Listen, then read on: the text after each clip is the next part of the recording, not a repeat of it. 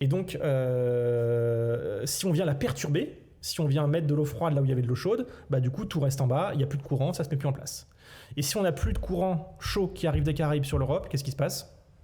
On a froid. Ben voilà. Et on va se retrouver dans une ère glaciaire à l'échelle de l'Europe si on arrête le Gulf Stream.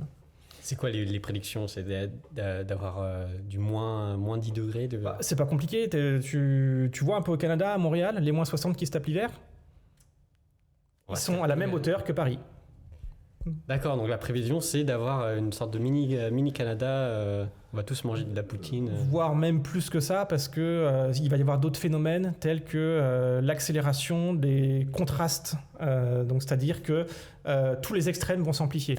Il va faire très chaud l'été, il va faire très froid l'hiver, les vents vont devenir plus violents, les pluies vont être plus violentes, en plus d'entrer dans une ère semi-glaciaire. Donc si on arrêtait le Gulf Stream, ce serait ça les conséquences. D'accord. Donc c'est un exemple, tu vois, parmi plein d'autres pour lequel on a besoin de comprendre, est-ce que le Gulf Stream il va s'arrêter ? Est-ce qu'il ralentit ? Est-ce qu'il est perturbé ? Pas trop ? Oui, non. Et ça va nous permettre d'anticiper quel sera l'avenir du climat en Europe. Et pour ça, on a besoin de données. Et donc une des solutions que j'essaie de proposer, c'est de montrer comment des citoyens, n'importe qui, et des technologies qui sont ouvertes, donc pas brevetées, pas fermées, peuvent, quand on les met ensemble, comment est-ce qu'on est capable de produire de la connaissance scientifique à grande échelle ? Autrement dit, comment est-ce qu'on est capable d'aller faire des mesures sur l'océan, à l'échelle de l'océan, qui est 70% de la planète, c'est de l'océan, pour en faire plus vite, plus rapidement et à plus grande échelle. Si je reprends un exemple concret, il y a à peu près entre 12 et 14 000 voiliers qui sont en haute mer tous les ans. Je parlais d'une centaine de bateaux tout à l'heure, de navires océanographiques. Il y a 14 000 voiliers de plaisance tout le temps en mer. D'accord.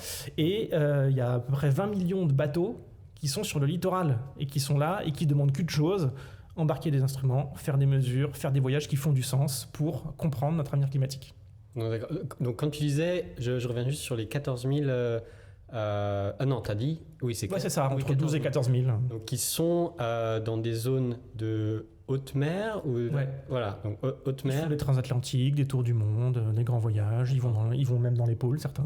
Donc, ce qui vous intéresse particulièrement, ce sont ces bateaux-là ou est-ce que de la donnée un peu côtière, finalement, elle n'a pas... Si, la donnée côtière est très intéressante aussi parce que le côtier a un impact aussi très fort. Là, par exemple, on a un programme d'études qui s'appelle LITOPS et qui est destiné à comprendre comment les eaux de la Terre, donc les grands fleuves, se mélangent avec l'eau de la mer. Ça, c'est hyper important parce que ça va être responsable de la salinisation des océans. Enfin, ça va avoir un impact sur la salinisation des océans.